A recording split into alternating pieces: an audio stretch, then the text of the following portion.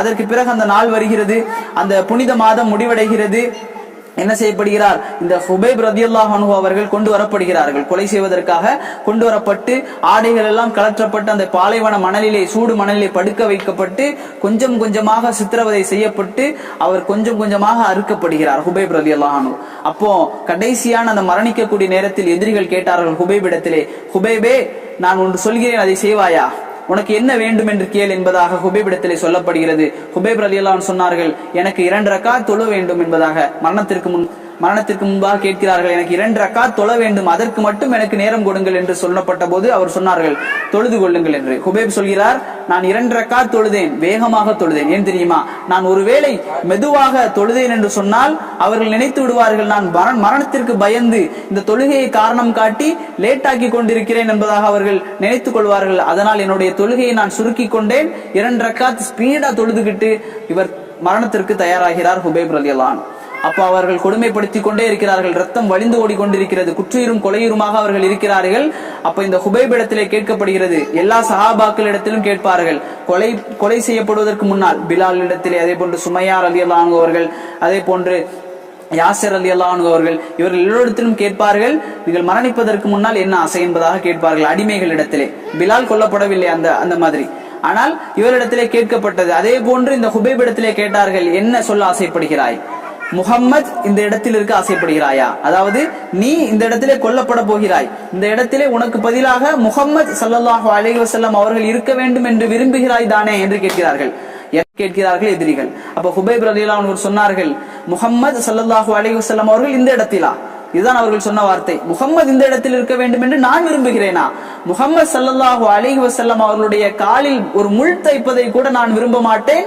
நானும் எனது குடும்பமும் இங்கிருந்தாலும் சரி, நானும் எனது குடும்பமும் இங்கிருந்து கொல்லப்பட்டாலும் சரி, முஹம்மதினுடைய காலிலே முள் தைப்பதை கூட நான் விரும்ப மாட்டேன் என்று சொன்னவுடன் அந்த எதிரிகள் என்ன செய்தார்கள்?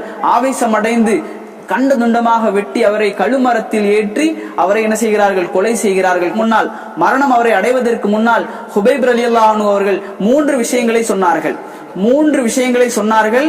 அந்த 3 விஷயங்களும் என்ன தெரியுமா?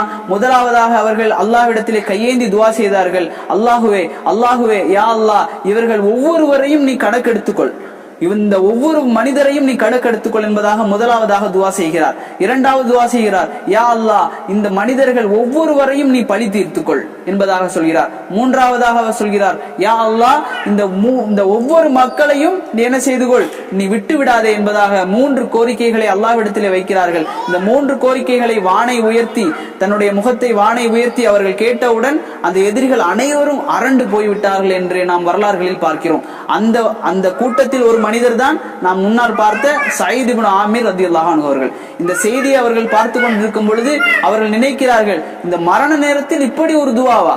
ஒரு மரண நேரத்தில் இப்படி ஒரு துஆவை இவர் கேட்டுக்கொண்டு நிம்மதியாக மரணிக்கிறார் என்று சொன்னால் இவர் யார்? இவருடைய தலைவர் யார்? இந்த முஹம்மது யார்? இவருடைய கொள்கை என்ன?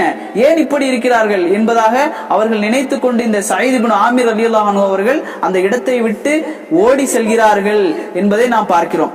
இந்த ஓடி சென்றதற்கு பிறகுதான் இந்த சயீத் இப்னு ஆமிர் ரலியல்லாஹு அன்ஹு அவர்கள் ஸல்லல்லாஹு அலைஹி வஸல்லம் அவர்களோடு கலந்து இஸ்லாத்தை ஏற்றுக்கொண்டார்கள் என்பதை பார்க்கிறோம்.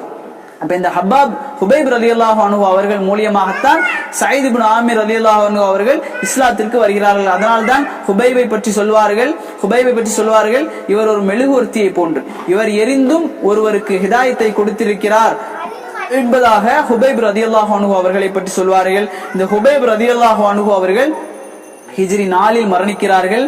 அதற்கு பிறகு இந்த சயீத் இப்னு ஆமிர் ரலியல்லாஹு அன்ஹு அவர்கள் ஹிஜ்ரி 20 மரணித்தார்கள் என்ற செய்தியை பார்க்கிறோம். இந்த சஹாபாக்களுடைய வரலாறுகளூடாக அல்லாஹ்வுடைய தூதருக்காக அவர்கள் செய்த தியாகங்களை நாம் நம்மளுடைய வாழ்க்கையில் எடுத்துக்கொள்ள வேண்டும். அவர்கள் எவ்வளவு தியாகம் செய்தார்கள், தங்களுடைய உயிர் போனாலும் சரி, கண்ட துண்டமாக வெட்டப்பட்டாலும் சரி, இந்த மார்க்கத்திற்காக அல்லாஹ்வுடைய தூதரை நேசிக்கக்கூடிய அளவிற்கு. சும்மா சொல்லிட்டு போயிடலாம், நான் இந்த இடத்துல இருக்கக்கூடிய இடத்துல முஹம்மது இருக்கிறத நான் விரும்புறேன்னு சொல்லி ஒரு வார்த்தையை சொன்னா அவர் தப்பிச்சிருக்கலாம். ஆனா அவர் என்ன செய்தார்? அல்லாஹ்வுடைய தூதருடைய முள் அவருடைய காலில் தைப்பதை கூட நான் விரும்ப மாட்டேன் என்று தன்னுடைய உயிரை அல்லாஹ்வுடைய பாதையில் அவர் கொடுத்தார் என்பதை நாம் பார்க்கிறோம். நமக்கு இப்படிப்பட்ட ஒரு பெரிய ஒரு விஷயம்லாம் இல்ல, உயிரை கொடுக்க வேண்டிய அவசியமே கிடையாது. என்ன செய்யணும்? ஐவேளை தொழுகையை ஒழுங்காக நாம் கடைபிடிக்கிறோமா?